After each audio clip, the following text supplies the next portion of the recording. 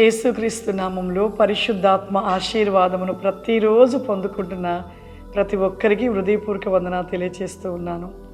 ఈరోజు పరిశుద్ధాత్మ దేవుడు మనకిస్తూ ఉన్న వాగ్దానము మత్తయి సువార్త 12వ అధ్యాయము 36వ వచనము. నేను మీతో చెప్పుచున్నదేమనగా, మనుషులు పలుకు వ్యర్థమైన ప్రతి మాటను గూర్చియు విమర్శన దినమున లెక్క చెప్పవలసి ఉండెను. నీ మాటలను బట్టి నీతిమంతుడు అని తీర్పు నందుదువు, నీ మాటల్ని బట్టి ఏ అపరాధివని తీర్పు నందుదువు. ప్రతి మనిషి నోటి మాటలను సరిచేసుకోవాలి. ప్రతి ఒక్కరి నోటి మాటను బట్టే నీతిమంతుడివా అపరాధివా అనేది కూడా మనము ఎంచబడుతూ ఉంటాము. పరిశుద్ధ గ్రంథంలో తెలియపరిచిన మాటలను బట్టి నిజంగా నాకు ఒకటి జ్ఞాపకం వస్తూ ఉంది. దేవాది దేవుడు ఆయన యొక్క సన్నిధానముకు ఆ పరలోక పట్టణానికి నన్ను తీసుకువెళ్ళినప్పుడు ఒక గొప్ప వెలుగైన స్థలములో ఒక చాలా పెద్ద పెద్ద గ్రంథాలు ఉన్నవి. ఆ గ్రంథాలు తెరవబడి ఆ స్థలంలో దూతలు ఆ యొక్క గ్రంథము ముందు కూర్చుని ఉండగా వారు ఆ గ్రంథమును చూస్తూ ఉండగా నిజంగా ఆశ్చర్యం ఏంటంటే, భూమి మీద ఉన్న ప్రతి మానవుని యొక్క ప్రతి మాట అక్కడ లెక్కించబడుతూ ఉంది. ఆ దేవదూత చెప్తూ ఉన్నాడు, భూమి మీద ఉన్న ప్రతి ఒక్క మానవుని యొక్క మాట ఈ గ్రంథంలో లెక్కించబడుతూ ఉన్నది అని. నాకు చాలా ఆశ్చర్యం వేసింది. అంటే ప్రతి మాట మనం ఏం మాట్లాడుతున్నాం, ఆ మాట ప్రతిదీ కూడా అక్కడ ఒక ప్రింట్ లాగా అయిపోతుంది. ఎవరో రాయాలి ఏదో కాదు, అక్కడిక్కడ మాట్లాడితే నేను అక్కడ ప్రింట్ అయిపోతూ ఉన్నాయి. నిజంగా ఆశ్చర్యం అనిపించినది. ప్రతి మనిషి అంట నోటి మాటను బట్టి తీర్పు తీర్చబడుతూ ఉంటుందంట. ప్రతి మనిషి నోటి మాటలను బట్టి అపరాధివా మరి నీతిమంతుడువా అనే యొక్క మాటను బట్టి తీర్పు తీర్చబడుతూ ఉంటుందంట.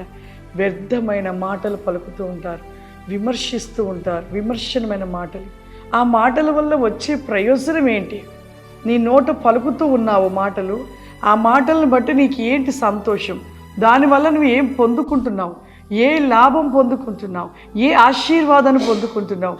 దైవజనులు చెప్తూనే ఉన్నారు, చెప్తున్నను కూడా మనం సరి చేసుకోలేకపోతున్నాం. మన జీవితాలలో ఈ యొక్క నోటి మాటను సరి చేసుకొని భయభక్తులు కలిగి ఉండలేకపోతున్నాం.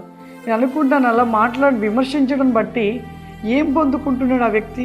నువ్వు విమర్శిస్తున్నావు, కానీ అవతల వ్యక్తిని విమర్శించడం బట్టి ఆ వ్యక్తి ఆశీర్వదించబడుతున్నాడు, నువ్వు శపించబడుతున్నావు, శాపాన్ని పొందుకుంటున్నావు.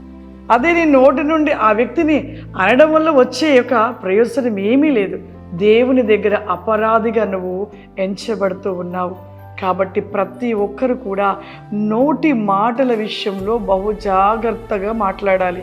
ప్రతి మాటలో కూడా ఒక సత్యము, నీతి, యథార్థతను ఉండాలి. ఒకరిని విమర్శించుటకు మనము తగదు, మనము కాదు, విమర్శించే వాళ్ళం కాదు, మనం విమర్శించకూడదు కూడా. కాబట్టి దయచేసి ప్రతి ఒక్కరూ నోటి మాటను బట్టి మరి దేవుని యొక్క రాజ్యములో ఆ యొక్క స్థలములో ప్రతి మాట లిఖించబడుతూ ఉండుట, మరి మనం ప్రతి ఒక్కరము కూడా మనము సరి చేసుకొని బహు జాగ్రత్తను కలిగి ఉన్నట్లయితే మన నోటి మాటను బట్టి ఆశీర్వాదము, శాపవచనము ఏది కావాలో అది మన నిర్ణయం, మన దగ్గరే ఉంది.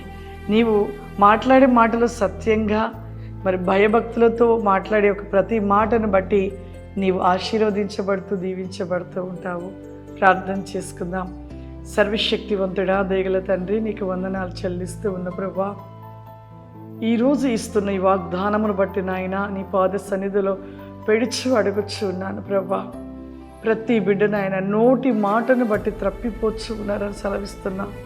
ప్రతి ఒక్కరు ప్రభువా నిన్ను స్తుతిస్తూ నిన్ను గణపరుస్తున్న నోటి నుండి అపవిత్రమైన మాటలు పలకకుండా తండ్రి, విమర్శన వేకములు చేయకుండా నీ యందు భయభక్తులు కలిగి నీ మాట ప్రకారము నడుస్తూ వారి నోట నీ మాటలు మాత్రమే నిలిచి ఉండనట్లుగా నీ కృప సహాయ వేకమును దయచేయండి ప్రభా. Release go like any Holy Spirit, avasti come the mic and flowerima. Viglis and is avasti kauri mic lora basti come the mic and flowerima. పరిశుద్ధాత్మ దేవ, ఈ ప్రోగ్రాం చూస్తున్న ప్రతి బిడ్డని మీరు తాకండి నాయన. మీ ఆత్మ చేత నింపండి ప్రభా, మీ అభిషేకము చేత నింపండి ప్రభా. ప్రతి బిడ్డని సరిచేయండి నాయన, పరిపూర్ణముగా మార్చమని వై కెన్ మీ గోబ్రి కామ్ ది రిస్టల్ బికాస్ సిమ్ని దయచేయమని యేసు క్రీస్తు నామం విడిచినాం తండ్రి. ఆమేన్. God bless you. దేవుడు మిమ్మల్ని దీవించును గాక. ఆమేన్.